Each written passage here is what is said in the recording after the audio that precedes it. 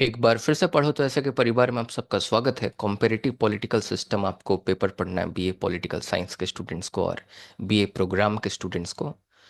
तो चलिए शुरू करते हैं आज के पहले लेक्चर को, जिसमें हम लोग यूनाइटेड किंगडम के कॉन्स्टिट्यूशन को डिस्कस करेंगे और पूरे डिटेल में डिस्कस करेंगे। 4 से 5 लेक्चर इसमें लगेंगे, बट मेरी एक्सपर्टीज इसी में है तो मैं आपको बहुत बेहतर तरीके से पढ़ाने की कोशिश करूंगा।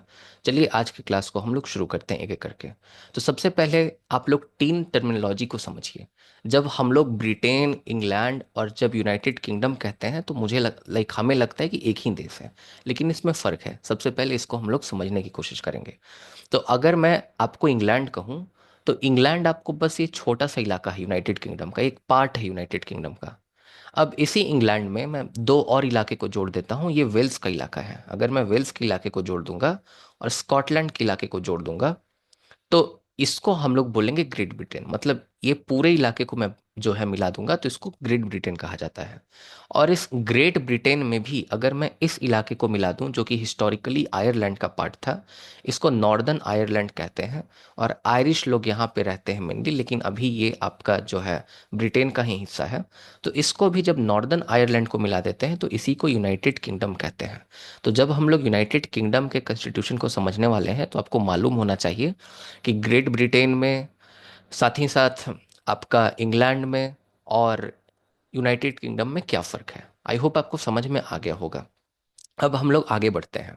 अगर देखिएगा तो जो यूनाइटेड किंगडम है यह यूनिटरी सिस्टम पे वर्क करता है। यूनिटरी सिस्टम पर वर्क करता है, इसका ये मतलब है कि सेंट्रलाइजेशन है। यहाँ पे पूरी की पूरी पावर जो है, जो अल्टीमेट अथॉरिटी है, यह सेंट्रल गवर्नमेंट के पास है, जो कि लंदन में सरकार है उसके पास है। लेकिन इसका ये मतलब नहीं कि बाकी जो इलाके हैं, जैसे स्कॉटलैंड का इलाका हो गया, वेल्स का इलाका हो गया, इंग्लैंड का इलाका हो गया या आयरलैंड का इलाका हो गया, इनकी अपनी सरकारें नहीं हैं।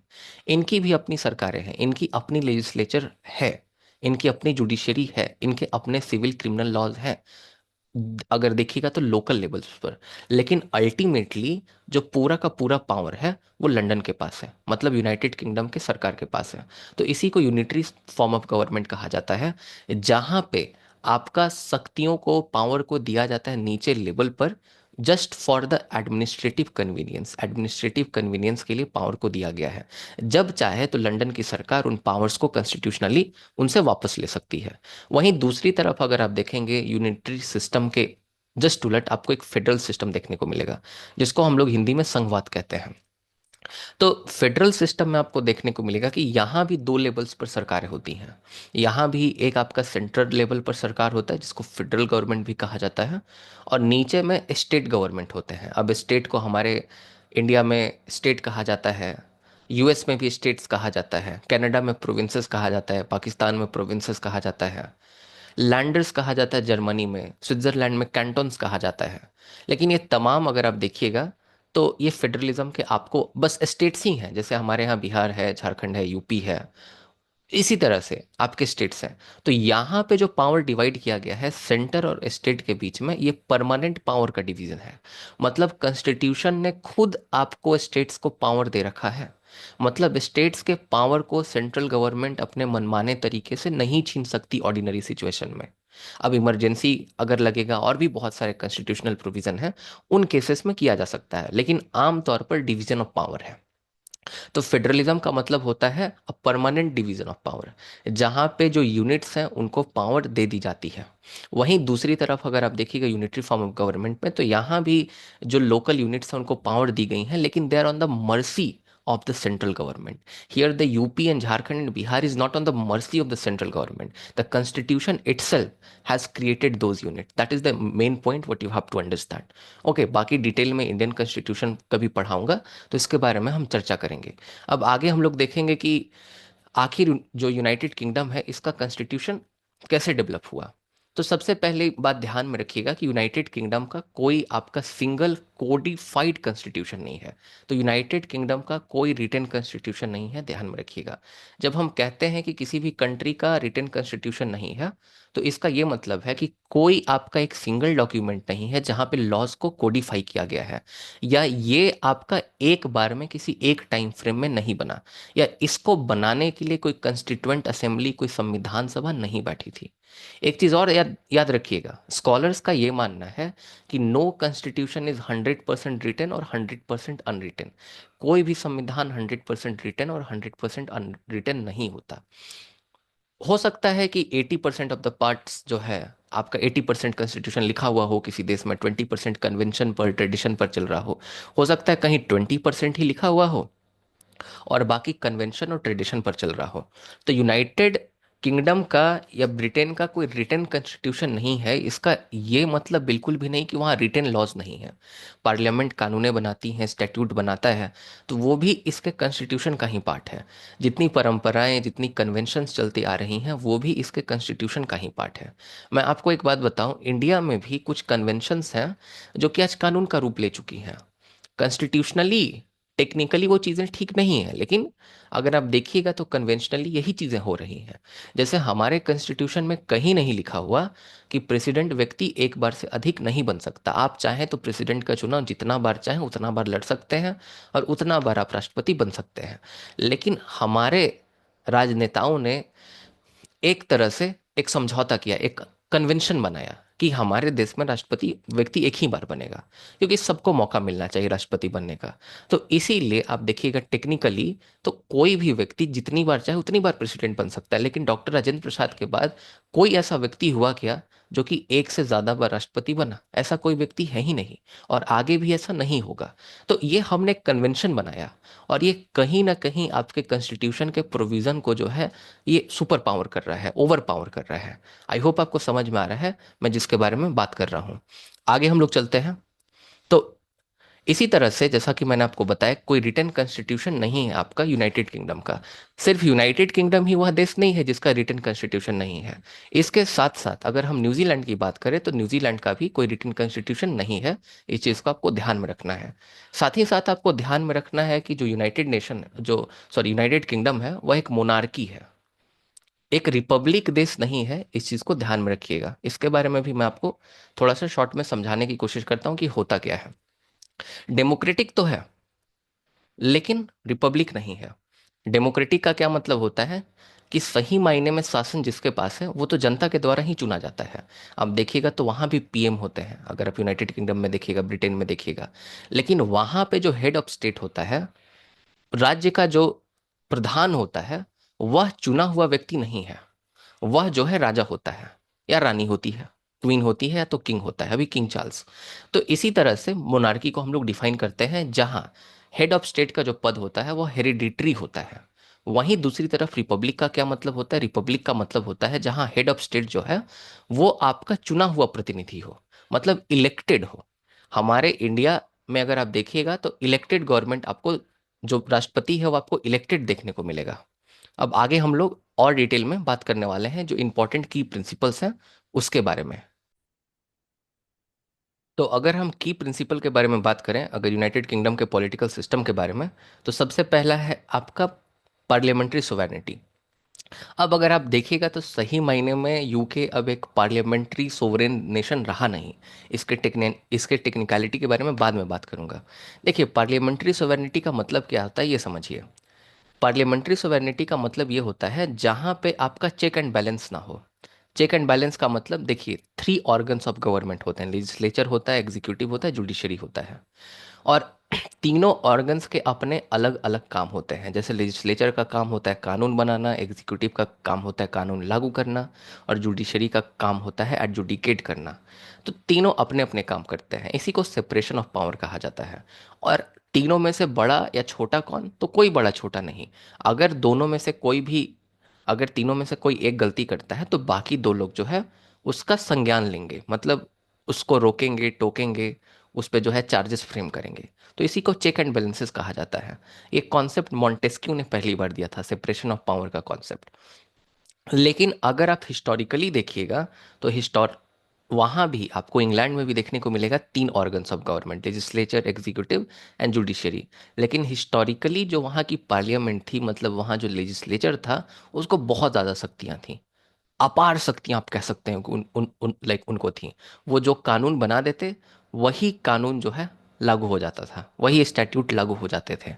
मतलब वहाँ जुडिशियल रिव्यू नाम की कोई चीज़ थी ही नहीं। अगर आप देखिएगा तो हमारे इंडिया में जुडिशियल रिव्यू है, अमेरिका में भी जुडिशियल रिव्यू है, मतलब पार्लियामेंट सोवरेन नहीं है। अगर पार्लियामेंट कोई कानून बनाती है और वह कॉन्स्टिट्यूशन के अकॉर्डिंग नहीं होता है, तो हम हाई कोर्ट या सुप्रीम कोर्ट में जाके हम याचिका दायर कर सकते हैं, हम पीआईएल दायर कर सकते हैं। और अगर हाई कोर्ट या सुप्रीम कोर्ट पाती है कि स्टेट गवर्नमेंट द्वारा बनाया गया कोई भी लॉ या फिर सेंट्रल गवर्नमेंट द्वारा बनाया गया कोई भी लॉ, अगर वो सच में अनकॉन्स्टिट्यूशनल है, कॉन्स्टिट्यूशन के कॉन्टरमिनस नहीं है, उससे मेल नहीं खाता, तो उसके बाद उसको रद्द कर दिया जाता है, उसको नल एंड वॉइड घोषित कर दिया जाता है। तो इसी को जुडिशियल रिव्यू कहते हैं। तो जहां जुडिशियल रिव्यू होता है वहां पे पार्लियामेंट सोवरेन नहीं होता, क्योंकि पार्लियामेंट जो भी कानून बनाएगा उस कानून को चैलेंज किया जा सकता है, जुडिशरी उसको जो है वो चेक कर सकती है। लेकिन हिस्टोरिकली अगर देखा जाए तो यूनाइटेड किंगडम में ऐसा नहीं था, जुडिशियल रिव्यू एग्जिस्ट ही नहीं करता था। इनफैक्ट वहाँ जो हाईएस्ट जो आपका कोर्ट हुआ करता था, वो हाउस ऑफ लॉर्ड्स ही हुआ करते थे। अगर आप देखिएगा तो वहाँ के लेजिस्लेचर की संरचना के बारे में, वहाँ के लेजिस्लेचर के आप अगर स्ट्रक्चर को देखिएगा तो हाउस ऑफ कॉमन्स आपको देखने को मिलेगा, हाउस ऑफ लॉर्ड्स देखने को मिलेगा, जिसको अपर हाउस कहा जाता है। तो अपर हाउस ही आपका हाईएस्ट अपीलेट अथॉरिटी हुआ करती थी, मतलब वहीं पे आप अंतिम याचिका लगाते थे हमारे सुप्रीम कोर्ट की तरह। लेकिन अब ऐसा नहीं है। 2005 में एक कानून पारित किया गया, और 2005 के कानून से 2009 में आपका यूनाइटेड किंगडम का सुप्रीम कोर्ट एग्जिस्टेंस में आया, और धीरे धीरे जुडिशियल रिव्यू जो है वहाँ पे डेवलप हो गया। तो आज ऐसा नहीं है कि आज भी पार्लियामेंट पूरी तरह से जो है यूके की सोवरेन है। अगर पार्लियामेंट कोई कानून बनाती है और अगर वह लॉजिकल नहीं होता, रैशनल नहीं होता, फ्री फेयर नहीं होता, और अगर कॉन्स्टिट्यूशन के अकॉर्डिंग नहीं होता, अब मैं फिर से आप आर्ग्यू कर सकते हैं कि भाई रिटन कॉन्स्टिट्यूशन है ही नहीं तो कैसे डिसाइड करेंगे। तो भाई रिटन कॉन्स्टिट्यूशन नहीं है, लेकिन जो चीज़ें जो परंपराएं चलती आ रही हैं, उस परंपरा के अगर अकॉर्डिंग नहीं है तो उसको नल वॉइड किया जा सकता है, उसको हटाया जा सकता है। तो यही मैं आपको बताने की कोशिश कर रहा हूँ। तो अभी भी अब बुक्स में लिखा हुआ देखिएगा that UK has the parliamentary sovereignty, and that's not true as of now. It was once upon a time, it was before 2009, right. लेकिन अब धीरे धीरे केस लॉज आए, और अभी सुप्रीम कोर्ट जो है आपका यूनाइटेड किंगडम का, ये भी आपको लॉस को चेक करना शुरू कर दिया हमारे इंडिया के जैसा। तो चेक एंड बैलेंसेस यहाँ भी एग्जिस्ट कर रहा है धीरे धीरे। और ये पार्लियामेंट्री सोवेरेनिटी का जहाँ तक मैं कॉन्सेप्ट की बात करूँ, तो ये आपका ग्लोरियस रेवोल्यूशन से आया। देखिए 1688 में एक क्रांति होती है ब्रिटेन में, जिसको हम लोग ग्लोरियस रेवोल्यूशन कहते हैं, गौरवपूर्ण क्रांति कहते हैं, या रक्तहीन क्रांति भी ब्लडलेस रेवोल्यूशन कहा जाता है। अब ये अलग बात है कि इसमें खून बहुत बहा था, भले इसको ब्लडलेस जो है रेवोल्यूशन हम लोग कह देते हैं। तो जॉन लॉक जो है, इन्होंने सबसे पहले आपको सेपरेशन ऑफ पावर का कॉन्सेप्ट दिया था। एक जॉन लॉक नाम का चिंतक हुआ है, आप उसके बारे में सेमेस्टर 5 में पढ़ेंगे जाकर। अच्छा, आप लोग तो सेमेस्टर 6 वाले स्टूडेंट हैं, आपने पढ़ रखा है जॉन लॉक को सेमेस्टर 5 में। तो जॉन लॉक जो है वो सेपरेशन ऑफ पावर पहली बार देता है, और वो तीन ऑर्गन ऑफ गवर्नमेंट बताता है। वह बताता है कि सबसे पहले लेजिस्लेचर है, फिर एग्जीक्यूटिव है, और फिर वो जुडिशरी नहीं बताता, वो बताता फेडरल है। और जो फेडरल है, या जिसको फेडरेटिव कहता है, वो फॉरेन जो है रिलेशन स्टैब्लिश करने का काम करेगा। और जॉन लॉक ने चेक बैलेंसेस का बात नहीं किया, उसने बोला कि हायरार्की है उसमें, बराबर नहीं है सब, लेजिस्लेचर सबसे सुप्रीम है। और वहीं से पार्लियामेंट्री सोवेरेनिटी का कॉन्सेप्ट हमेशा से आया है। क्योंकि आप देखिएगा तो 1688 में आपका जो है कॉन्स्टिट्यूशनल मोनार्की जो है आता है ब्रिटेन में, मतलब पार्लियामेंट सोवरेन बन जाता है, पार्लियामेंट में पावर चली जाती है और मोनार्क नाम मात्र का हो जाता है। उसमें बहुत शक्तियाँ होती हैं उस टाइम में भी, धीरे धीरे कानून बना बनाकर बना जो है मोनार्क की शक्तियों को छीन लिया जाता है। इस चीज़ को ध्यान में रखिएगा। तो ये पार्लियामेंट्री सोवेरेनिटी का कॉन्सेप्ट हो गया, आई होप आपको समझ में आया होगा। आगे हम लोग चलते हैं रूल ऑफ लॉ के बारे में, मतलब कानून का शासन। देखिए, समझिए रूल ऑफ लॉ का मतलब क्या होता है। रूल ऑफ लॉ का मतलब होता है लिमिटेड गवर्नमेंट। लिमिटेड गवर्नमेंट का क्या मतलब होता है? देखिए यहाँ दो तीन टर्म्स है, मैं आपको समझाना चाहूंगा। एक आपने शब्द सुना होगा कॉन्स्टिट्यूशनलिज्म, ये सब बहुत इंपॉर्टेंट कॉन्सेप्ट है। आई डोंट नो आपने कभी सुना है, सीखा है कि नहीं सीखा है। तो जो कॉन्स्टिट्यूशनलिज्म है, इसका क्या मतलब होता है कि संविधानवाद, जहां पे संविधान का शासन चले। अब संविधान का शासन चले तो देखिए, इसको थोड़ा डिटेल में मैं यहाँ पे बताने की कोशिश करूंगा। ऐसा हो सकता है कि कहीं कॉन्स्टिट्यूशन हो लेकिन वहाँ कॉन्स्टिट्यूशनलिज्म ना हो, संविधान होने के बावजूद भी संविधानवाद में भी ना हो, और कहीं कहीं संविधान ना होने के बावजूद भी संविधानवाद हो। तो ब्रिटेन दूसरे कैटेगरी में फॉल करता है। तो Britain does not have any written constitution at all, but वहाँ पे आपको संविधानवाद देखने को मिलेगा। संविधानवाद का सिंपल सा मतलब होता है रूल ऑफ लॉ, मतलब कोई भी कानून से ऊपर नहीं है, कानून का शासन है ना कि व्यक्ति का शासन है। इनफैक्ट मजेदार बात तो ये है कि रूल ऑफ लॉ में सबसे इंपॉर्टेंट जो चीज आती है उसको हम लोग कहते हैं लिमिटेड गवर्नमेंट।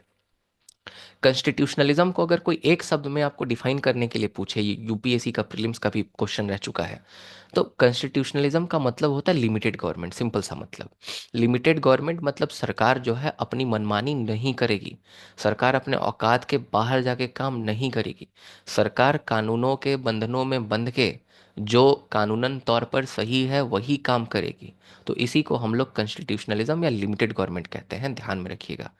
तो जो ब्रिटेन है वहां पे आपका कॉन्स्टिट्यूशनलिज्म है, रूल ऑफ लॉ है, लिमिटेड गवर्नमेंट है, सब मिलते जुलते शब्द हैं और सबका मतलब एक ही है कि सरकार अपने औकात से बाहर जाके नहीं काम करेगी, कानून के हिसाब से चलेगी। और इसको एवी डाइसी ने सबसे पहली बार दिया था। अब एवी डाइसी ने जब रूल ऑफ लॉ को समझाया तो उसने तीन बात बताया कि रूल ऑफ लॉ का मतलब क्या होता है। तो सबसे पहला बात उसने बोला रूल ऑफ लॉ के बारे में कि the law of land is supreme. जो लैंड का लॉ है, मतलब जो किसी देश का कानून है, वो सबसे सर्वोपरि है, पहली बात। Every one is equal in the eyes of law, दूसरी बात। सभी व्यक्ति कानून के नजरों में बराबर है, और तीसरी बात, peoples are dependent on the law for their rights and liberty, not on any person. तीसरी बात, अपने स्वतंत्रता, अपने अधिकारों के लिए जो लोग हैं, जो व्यक्ति हैं, वह कानून पर निर्भर है, ना कि किसी व्यक्ति पर निर्भर है। मैं अपने अधिकारों के लिए किसी नेता पर निर्भर नहीं हूं, मैं अपने देश के कानूनों पर निर्भर हूं, मैं फंडामेंटल राइट्स पर निर्भर हूं। तो उसको हम लोग तीन तरह से रूल ऑफ लॉ को हम लोग डिफाइन करते हैं according to A V Dicey. Again I am repeating, you could write that somewhere, may be it could be very important for you, maybe in future you could like quote somewhere. So first of all, the law of land is supreme. The second thing what you have to understand, by rule of law everyone is equal in the eyes of law. And third one, the people are dependent on the constitution, on laws for their rights and liberties, not on any person, they are not on the mercy of any person at all. So ये मतलब होता है आपका rule of law का। अब आगे चलते हैं हम लोग, अगला कॉन्स्टिट्यूशनल मोनार्की। तो कॉन्स्टिट्यूशनल मोनार्की मैंने आपको बता ही दिया कि जो मोनार्क होगा, अभी भी मोनार्की है आपका ब्रिटेन में, लेकिन जो मोनार्क होगा वह नाम मात्र के लिए शासन करेगा। ओके, मेन जो पावर रहेगा वो किसके पास रहेगा, वो पार्लियामेंट के पास रहता है, तो इसी को कॉन्स्टिट्यूशनल मोनार्की कहा जाता है। आई होप आपको समझ में आ गया। अब हम लोग इसके डेवलपमेंट को समझने की कोशिश करेंगे बेहतर तरीके से। तो यूएस के कॉन्स्टिट्यूशन में हिस्टोरिकल डेवलपमेंट कैसे कैसे हुआ, इसको हम लोग समझते हैं। तो सबसे पहला आपका डेवलपमेंट जो रिकॉर्डेड है वह है मैग्ना कार्टा 1215 का। इसको किंग जॉन ने, ये सबसे पहला, इसको कहा जाता है कि ये सबसे पहला ऐसा डॉक्यूमेंट है जिसमें अधिकार लिखे हुए हैं। उस समय जनता जो है वो जनता नहीं, प्रजा हुआ करती थी, सब्जेक्ट हुआ करते थे, लेकिन किंग जॉन ने अपने प्रजा को, अपने सब्जेक्ट को कुछ अधिकार दिए। वही आपका मैग्ना कार्टा में लिखा हुआ है। और मैग्ना कार्टा जो है, इसको आपका सबसे ओरिजिनल डॉक्यूमेंट माना जाता है राइट्स का, जो कि अभी तक हमें डॉक्यूमेंटेड मिलता है। इनफैक्ट एक चीज़ और मैं आपको बता दूं, जो हमारे इंडियन कॉन्स्टिट्यूशन का पार्ट 3 है उसमें फंडामेंटल राइट्स के बारे में लिखे हुए हैं। फंडामेंटल राइट्स वाले पार्ट को part 3 of Indian constitution is known as the Magna Carta of Indian constitution. Why? Because the rights are given over there. तो मैग्ना कार्टा जो है इशू किया था किंग जॉन ने पहली बार। ईयर भी याद है आपको, ध्यान में रखना पड़ेगा, इंपॉर्टेंट है। मैग्ना कार्टा में क्या क्या दिया गया कि फेयर टैक्सेशन विथ रिप्रेजेंटेशन, कि मतलब जबरदस्ती ज़्यादा टैक्स नहीं लगाया जाएगा, टैक्स लगाया भी जाएगा तो लोगों से पूछ के लगाया जाएगा, बिना मतलब के जेल में नहीं डाल सकते, ये भी दिया, इलीगल इम्प्रिजनमेंट नहीं कर सकते, इसके अगेंस्ट प्रोटेक्शन दिया मैग्ना कार्टा ने। साथ ही साथ free trial, like sorry free trial मैं कह रहा हूँ, राइट टू फेयर ट्रायल। मतलब अगर आप पे कोई आरोप भी लगा है तो आपको ऐसे नहीं कि जेल में बंद कर दिया, आपका पहले ट्रायल होगा, पहले सिद्ध होगा आपके ऊपर आरोप, तब उसके बाद आपको जो है सजा वो मिलेगी। तो सबसे पहला तो ये हिस्टोरिकल डेवलपमेंट है। आगे अगर आप देखिएगा तो 13 से 17 सेंचुरी तक आपका पार्लियामेंट धीरे धीरे करके इवॉल्व होता है। अब पार्लियामेंट जो है इसके बारे में कहीं लॉ ये सब में नहीं लिखा हुआ। पार्लियामेंट जो है कन्वेंशन से, परंपराओं से इवॉल्व हुआ है यूके में। कैसे इवॉल्व हुआ इसको हम लोग देखने की कोशिश करते हैं। तो पार्लियामेंट जो है सबसे पहले एडवाइजरी काउंसिल हुआ करता था। मतलब पार्लियामेंट जो है उसकी शुरुआत हुई कुछ लोगों से। वो कुछ लोग जो हैं वो राजा को या रानी को सलाह दिया करते थे, एडवाइस किया करते थे। और यही धीरे धीरे चल के आपका बहुत स्ट्रांग बॉडी बन गई। एक टाइम में तो इतनी स्ट्रांग थी, जैसा कि मैंने आपको बताया, पार्लियामेंट्री सोवेरेनिटी। उसने जो कानून बना दिया बना दिया, कोर्ट भी उसको चैलेंज नहीं कर सकते थे, जुडिशियल रिव्यू था ही नहीं। पर अभी के टाइम में जो है जुडिशियल रिव्यू 2010 के बाद इवॉल्व हुआ है यूके में। आगे हम लोग चलते हैं। तो शुरुआत में 13 सेंचुरी में जब अर्ली पार्लियामेंट आया, तो इसमें जो नोबल्स थे, जो कलर्जी थे, मतलब जो आपके ऑफिसर्स हुआ करते थे या जो चर्च के लोग हुआ करते थे, ये आपको एक जगह गैदर हुआ करते थे, मिला करते थे, और राजा को एडवाइस किया करते थे। तो पार्लियामेंट का ये सबसे आपका प्रोटो टाइप आप मान के चलिए इसको। अगला है हाउस ऑफ कॉमन्स, धीरे धीरे आपका इवॉल्व हुआ।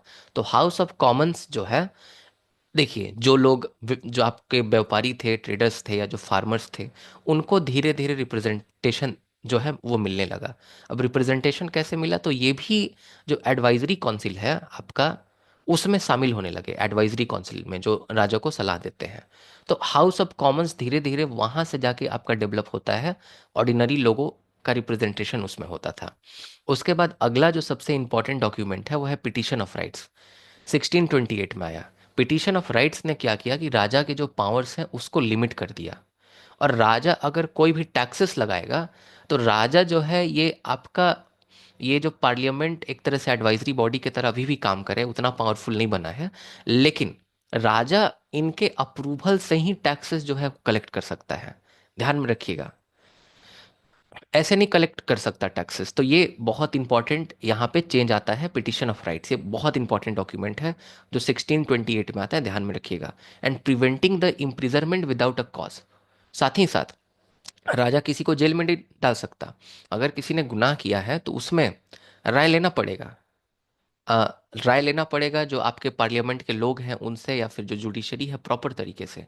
आप बिना किसी कारण के किसी को जेल में नहीं बंद कर सकते। तो ये पिटिशन ऑफ राइट्स में इस बात को बोला गया, दोहराया गया मैं तो कहूंगा, क्योंकि मैग्ना कार्टा में तो ये सब चीजें थी ही। इसी तरह से आपको ये ध्यान में रखना है कि पार्लियामेंट धीरे धीरे एक आपका बहुत लाइक आपका इन्फ्लुएंशियल डिसीजन मेकिंग बॉडी बन जाती है। मैंने आपको अभी ही ग्लोरियस रेवोल्यूशन और बिल ऑफ राइट्स के बारे में बताया। ग्लोरियस रेवोल्यूशन आपका होता है 1688 में, 1688 में। और इसमें विलियम और मेरी जो हैं ये रूलर्स बनते हैं। मैंने आपको बताया ही, वहाँ जो किंग जेम्स टू थे उनको ओवरथ्रो कर दिया जाता है ग्लोरियस रेवोल्यूशन के द्वारा। और ये बहुत लंबी कहानी है। ग्लोरियस जो है आपका, जो रक्तहीन क्रांति, इसको ब्लडलेस रेवोल्यूशन कहा जाता है, गौरवपूर्ण क्रांति हिंदी में कहा जाता है। But there was a lot of blood shed, so it is inappropriate to call that this was a bloodless revolution, right? But this is what we call actually। तो ग्लोरियस रेवोल्यूशन होता है और इससे कॉन्स्टिट्यूशनल मोनार्की की स्थापना हो जाती है, मतलब मोनार्क के पावर को और कम कर दिया जाता है। अभी धीरे धीरे मोनार्क के पावर को कम किया जा रहा है। और अभी धीरे धीरे अगर आप ट्रैजेक्टरी को समझें तो सबसे पहले वहां पे किंग मजबूत था, मोनार्क मजबूत था, ओके, सबसे पहले। अब धीरे धीरे मोनार्क के पावर को आप अगर आप देखिएगा तो जो पिटीशन ऑफ राइट्स है उससे कम किया गया। धीरे धीरे ग्लोरियस रेवोल्यूशन से कॉन्स्टिट्यूशनल मोनार्की लाई गई, तो मोनार्क कम पावरफुल बन रहा है। तो पावरफुल आखिर बन कौन रहा है, तो लॉर्ड्स पावरफुल बन रहे हैं। जो आपके अफ्लुएंट सोसाइटी के लोग थे, जो अमीर लोग थे, जो नोबल क्लास के लोग थे, वो पावरफुल बन रहे हैं। लॉर्ड्स के पास बहुत पावर आता है। इसीलिए हाउस ऑफ लॉर्ड्स जो है अगर आप देखिएगा तो हाउस ऑफ लॉर्ड्स बहुत पावरफुल बनता है। फिर 1930 के बाद हाउस ऑफ लॉर्ड्स के पावर को घटा घटा कर हाउस ऑफ कॉमन्स को पावर दिया जाता है। तो अभी जो हाउस ऑफ कॉमन्स है इसके पास सबसे मेन पावर है अगर आप देखिएगा तो, जो आपका लोअर हाउस है, जिसमें जनता डायरेक्ट चुन के भेजती है एमपीज को। लेकिन ऐसा हमेशा से नहीं था, पहले हाउस ऑफ लॉर्ड्स के पास पावर गया, किंग या मोनार्की से पावर का ट्रिकल डाउन होके, और तब ट्रिकल डाउन होके धीरे धीरे हाउस ऑफ कॉमन्स में अभी जो है आया हुआ है, जिसको ध्यान में रखना है।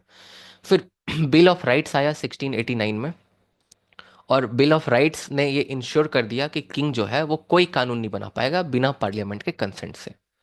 फ्री इलेक्शंस होंगे पार्लियामेंट के लिए, और सिटीजन जो है इनको राइट्स दिए जाएंगे, freedom from the cruel punishment, कोई क्रूअल पनिशमेंट उनको नहीं दिया जाएगा। तो आप देखिए कि बिल ऑफ राइट्स से जो है राजा के पावर को कम कर दिया गया ग्लोरियस रिवॉल्यूशन में, अगर आप देखिएगा तो। आगे यही चीज मैंने बोला कि this event confirm that the parliament not the monarch was the true governing body. अब यहाँ देखिए आगे क्या होता है, धीरे धीरे करके हम लोग समझेंगे। अब ये हम ब्रिटेन की बात कर रहे थे अभी तक, ये ब्रिटेन में सब चीजें चल रही थी, लेकिन अब धीरे धीरे यही ब्रिटेन आपका यूके बनेगा, ओके, यूनाइटेड किंगडम बनेगा, राइट। क्योंकि मैंने आपको बताया ब्रिटेन का मतलब क्या, ब्रिटेन का मतलब इंग्लैंड प्लस स्कॉटलैंड। ये हम इंग्लैंड की बात कर रहे थे, इनफैक्ट अगर मैं बताऊं तो इंग्लैंड के कॉन्स्टिट्यूशनल डेवलपमेंट के बारे में बात कर रहे थे, इंग्लैंड में ग्लोरियस रेवोल्यूशन हुआ था। तो इंग्लैंड, स्कॉटलैंड और वेल्स तीनों मिला के, जैसा कि मैंने आपको बताया, ग्रेट ब्रिटेन बनाता है। अब हम लोग ब्रिटेन के बारे में बात करेंगे, और बाद में इसमें फिर आयरलैंड आ जाता है, राइट। तो उसके बाद आपका धीरे धीरे आप देखिएगा तो ये यूनियन बनना शुरू होता है, जो एक्ट्स ऑफ यूनियन है इसको लाया जाता है। जो 1707 का टाइम रहता है और जो 1801 का टाइम रहता है, उस समय एक्ट्स ऑफ यूनियन लाया जाता है, और इसी से यूके का फॉर्मेशन होता है धीरे धीरे। तो 1707 में स्कॉटलैंड और इंग्लैंड मिलके वेल्स का भी इलाका उसमें होता है, ये ग्रेट ब्रिटेन बनाते हैं। और 1801 का जो आपका एक्ट ऑफ यूनियन होता है, ये आयरलैंड को भी यूनियन में ले आता है, और इससे आपका नॉर्दर्न आयरलैंड का हिस्सा आ जाता है, और यही बाद में यूनाइटेड किंगडम बनाता है। और यूनाइटेड किंगडम एक सिंगल एंटिटी बन जाती है, लेकिन अपनी अलग अलग नेशनैलिटी है, स्कॉटलैंड की पीपल की अलग नेशनैलिटी है। भले ही वह एक जो है पार्लियामेंट के अंदर शासित होते हैं, उनका एक जो है लॉज है, अगर आप सेंट्रल लॉज को देखें, उनका अपना भी लोकल लॉज है, जैसा कि मैंने आपको बताया। स्कॉटलैंड की अलग टीम है एक्चुअली, आप जो क्रिकेट खेलती है, आपने अगर देखा होगा, ध्यान दिया होगा तो। और इंग्लैंड की अलग टीम है। बाकी वेल्स की भी अलग टीम हो सकती है, लेकिन अभी वो इतना पावरफुल बने नहीं है लाइक क्रिकेट में कि लाइक वो compete कर सकें। आई होप आपको अभी तक समझ में आया होगा यूके का फॉर्मेशन हुआ भी। अब आगे हम लोग रिफॉर्म एक्ट्स के बारे में बात करेंगे, और रिफॉर्म एक्ट्स से ही हाउस ऑफ लॉर्ड्स के पावर को कम करने की शुरुआत हो जाती है, और धीरे धीरे कॉमनर्स को पावर दी जाती है, हाउस ऑफ कॉमन्स में पावर आता है। तो सबसे पहले अगर आप देखिएगा तो रिफॉर्म एक्ट्स जो है ये वोटिंग राइट्स को एक्सटेंड करता है। 1928-29 में आपको वीमेन को पूरी तरह से वोटिंग राइट मिला है ब्रिटेन में, और हमने स्वतंत्रता के साथ ही महिलाओं को वोटिंग राइट दे दिया, अगर आप देखेंगे तो 1832 का जो रिफॉर्म एक्ट होता है, ये मिडिल क्लास को वोटिंग राइट देता है, और ये आपका जो है करप्शन कम करने का कोशिश करता है। मिडिल क्लास मतलब जो टैक्सेस पे करते हो, वो मिडिल क्लास। अभी वर्कर्स को राइट नहीं दिया गया वोटिंग का, जो टैक्सेस नहीं पे करते उनको नहीं वोटिंग राइट दिया गया। बाद में 1867 में एक रिफॉर्म एक्ट आता है, उसमें भी अगर आप देखिएगा तो उसमें भी जो इंडस्ट्रियल वर्कर थे, भले वो टैक्सेस नहीं पे करते हो, taxes I mean income tax, बाकी इनडायरेक्ट टैक्सेस तो सब पे करते हैं। आई होप आपको समझ में आ रहा होगा। बाद में 1867 में अर्बन वर्किंग क्लास को ये वोटिंग राइट दे दिए जाते हैं कि चलो भाई तुम भी वोट कर लो। और बाद में 1884, इस डेट को आप याद रख सकते हैं कि 1885 में 85 में इंडियन नेशनल कांग्रेस की स्थापना हुई थी, एओ ह्यूम, एलन ऑक्टोवियम ह्यूम, संस्थापक, राइट। तो 1884 में जाके रूरल वर्कर को अधिकार दिया जाता है, और मेन को दिया जाता है, ध्यान रखिएगा, वीमेन को अभी भी अधिकार नहीं दिए गए। It was just 1928 1929 when the women got the voting rights for the first time in Britain। बात समझ में आया, मतलब यूनाइटेड किंगडम। तो इस तरह से धीरे धीरे आपको जो है कॉमनर्स को अधिकार मिलते हैं, और डेमोक्रेटिक प्रिंसिपल धीरे धीरे स्टैब्लिश होता है। अब यहाँ पे जैसा कि मैंने आपको बताया, हाउस ऑफ लॉर्ड्स को तो लिमिट करने की शुरुआत हो ही गई, क्योंकि अगर आप डेमोक्रेटिक प्रिंसिपल लेकर आ जाएंगे, और हाउस ऑफ लॉर्ड्स में मैं आगे कॉम्पोजिशन बताऊंगा अगले लेक्चर में, इस लेक्चर में तो पॉसिबल नहीं हो पाएगा बताना। आगे मैं आपको बताऊंगा कि हाउस ऑफ लॉर्ड्स में जो 700 से ज़्यादा सीट्स हैं, उसमें लोग जो है वो बस एलिट क्लास के लोग होते हैं या फिर जो चर्च के लोग होते हैं वो होते हैं। उनके तीन अलग अलग विंग्स हैं, मैं उनके बारे में बात करूंगा अगले क्लास में। तो यहाँ जो पार्लियामेंट के एक्ट्स आते हैं 1911 और 1949 के, ये हाउस ऑफ लॉर्ड्स के पावर को कम कर देते हैं। और कम तो होगा ही, क्योंकि जब आप देखिएगा तो धीरे धीरे करके आपका जो वोटिंग राइट है वो गरीब लोगों के पास जा रहा है, वर्किंग क्लास के पास जा रहा है, तो कॉमनर्स का तो वर्चस्व होगा ही होगा। बात समझ में आया? अब यहाँ पे देखिए, हाउस ऑफ लॉर्ड्स जो अपर चेंबर है, हिस्टोरिकली ये सबसे ज़्यादा पावरफुल था। पार्लियामेंट्री एक्ट्स ने क्या किया, तो सबसे पहले 1911 का पार्लियामेंट्री एक्ट ने जो है ये लिमिट कर दिया हाउस ऑफ लॉर्ड्स का पावर, कि ये जो है डिले कर सकता है लॉस को मात्र 2 साल। 2 साल से ज़्यादा डिले नहीं कर सकता, रोक नहीं सकता किसी कानून को बनने से। जैसे मनी बिल वाला आप एग्जाम्पल लो, इंडिया में जब सबसे पहली बार जो है मनी बिल जो है वो सिर्फ लोकसभा में आ सकता है। मनी बिल एक पब्लिक बिल होता है, उसको एक मिनिस्टर ही इंट्रोड्यूस करता है। तो मनी बिल जब लोकसभा में आता है तो राज्यसभा की अगर सहमति ना भी हो तो राज्यसभा बस 14 दिन तक डिले करता है, उससे ज़्यादा नहीं डिले कर सकता। तो इसी तरह से उसको लिमिट किया गया 2 साल के लिए। फिर उसके बाद 1949 का जो हाउस ऑफ जो आपका एक्ट आया पार्लियामेंट का, पार्लियामेंट एक्ट इसको कहते हैं 1949 का, इसने हाउस ऑफ लॉर्ड्स के पावर को और ज़्यादा रिड्यूस कर दिया 1 साल। बोला कि भाई 1 साल से ज़्यादा जो है तुम नहीं कर सकते लॉ को डिले। तो मतलब जो इलेक्टेड लोग हैं हाउस ऑफ कॉमन्स, उनके पास शक्तियाँ रहे। इस चीज़ को इंश्योर किया इन पार्लियामेंट्री एक्ट्स ने, बहुत इंपॉर्टेंट है, ध्यान में रखिएगा। ओके, आगे हम लोग चलते हैं। यही एक तरह से आपका डेवलपमेंट हुआ है। आगे कैसे पावर डिवॉल्व किया गया। अब देखिए, जो छोटे छोटे जो इलाके हैं, छोटे इलाके नहीं, ठीक ठाक बड़े इलाके हैं, जैसे स्कॉटलैंड का इलाका है, जैसे वेल्स का इलाका है, जैसे नॉर्दर्न आयरलैंड का इलाका है, जैसे इंग्लैंड अपने आप में एक इलाका है। तो ये सब एक साथ मिलकर यूनाइटेड किंगडम बनाए हैं। आप देखिएगा तो हिस्ट्री में इंग्लैंड का अलग राजा हुआ करता था। यूके ने हमारे ऊपर शासन नहीं किया है, ध्यान में रखिएगा। यूनाइटेड किंगडम तो बाद में चल के शासन कर लाइक बन जाता है बाद में यूनाइटेड किंगडम, बट शुरुआत में जो यहाँ लोग आए थे वो इंग्लैंड से आए थे। इंग्लैंड का अलग राजा हुआ करता था, स्कॉटलैंड का अलग राजा हुआ करता था, आयरलैंड का अलग, वेल्स का अलग, ऐसे हुआ करता था, ध्यान रखिएगा। तो धीरे धीरे क्या होता है कि मेन पावर तो जो है वो लंदन के पास ही था, मतलब जो केंद्र सरकार है वहाँ उसके पास यूनिटरी गवर्नमेंट है आज भी, अगर आप देखिएगा तो। अब धीरे धीरे पावर जो है डिवॉल्व किया जाता है। कैसे हमने पंचायती राज को पावर्स दिए, ओके, उस तरह से आप इसको मान के समझ सकते हैं। तो धीरे धीरे पावर्स को डिवॉल्व किया जाता है, उसके बारे में हम लोग पढ़ने की कोशिश करेंगे। मैं ये ब्रेग्जिट पर बाद में आने की कोशिश करूंगा, एक साथ इसको डिस्कस करूंगा। पहले हम लोग डिवोल्यूशन एक्ट पर चलते हैं। तो डिवोल्यूशन एक्ट में होता क्या है कि लोकल गवर्नेंस की डिमांड जो है होने लगी। सेपरेट पार्लियामेंट, सेपरेट जो है असेंबली की डिमांड होने लगी, और दिया गया, जैसा कि मैंने आपको बताया, वेल्स को अलग से दिया गया, नॉर्दर्न आयरलैंड को अलग से दिया गया और स्कॉटलैंड को अलग से दिया गया। तो उनके अपने रीजनल पार्लियामेंट्स हैं। आप समझ सकते हैं लोकल सेल्फ गवर्नेंस के जैसा है। ये बड़े बड़े मैटर्स जैसे करेंसी है, फॉरेन रिलेशन है, आर्मी पुलिस, ये सब से डील नहीं करते। ये सब जैसे स्कॉटलैंड को एडुकेशन, हेल्थ और कुछ लीगल मैटर्स दिए गए, सिविल लॉज, ये सब चीज़ों पर डील करता है। वेल्स को हेल्थ और ट्रांसपोर्ट और एडुकेशन दिया गया। इसी तरह से आपका लोकल गवर्नेंस का अथॉरिटी दिया गया नॉर्दर्न आयरलैंड को, वहाँ उनकी अपनी पार्लियामेंट हुई, रीजनल जो है गवर्नमेंट हुई। बात समझ में आया? तो यूके पार्लियामेंट के पास जितनी भी पावर थी वहां से कुछ शिफ्ट हुआ, डिवोल्यूशन हुआ पावर का। डिवोल्यूशन और डिसेंट्रलाइजेशन में फर्क होता है। डिवोल्यूशन का मतलब कि जब चाहे यूके की पार्लियामेंट वापस इनसे शक्तियां छीन सकती है, जब चाहे, इनकी मर्जी। पर फेडरलिज्म में ऐसा नहीं होता। अब कैलिफोर्निया राज्य की अब शक्तियां नहीं छीन सकते अमेरिका में, या फिर आप नॉर्थ डकोटा की बात करें, साउथ डकोटा की बात करें, किसी की भी आप बात करें, अब जो है नेवाडा की बात करें, टेक्सास की बात करें, फ्लोरिडा की बात करें, आप नहीं छीन सकते उनकी शक्तियां। क्लासिक फेडरल एग्जाम्पल है।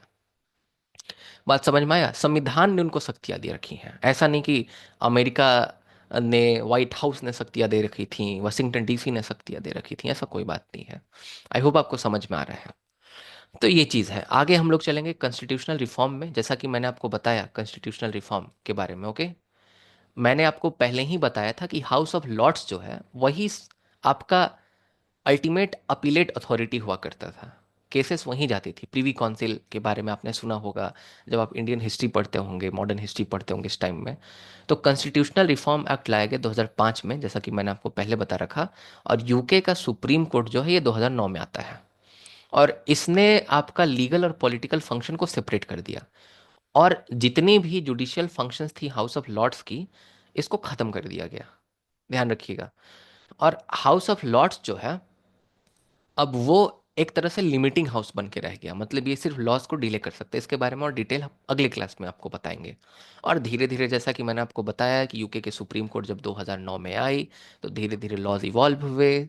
आपका जुडिशियल रिव्यू का भी कॉन्सेप्ट आता है। और पार्लियामेंट्री सॉवरेनिटी बस आज नाम मात्र की चीज़ रह चुकी है। इस तरह से प्रैक्टिकली एग्जिस्ट नहीं करती ये सब चीज़ें जो बुक्स में लिखे जाते हैं, प्रोफेसर जो आउटडेटेड हैं वो पढ़ाते हैं, ऐसा है नहीं।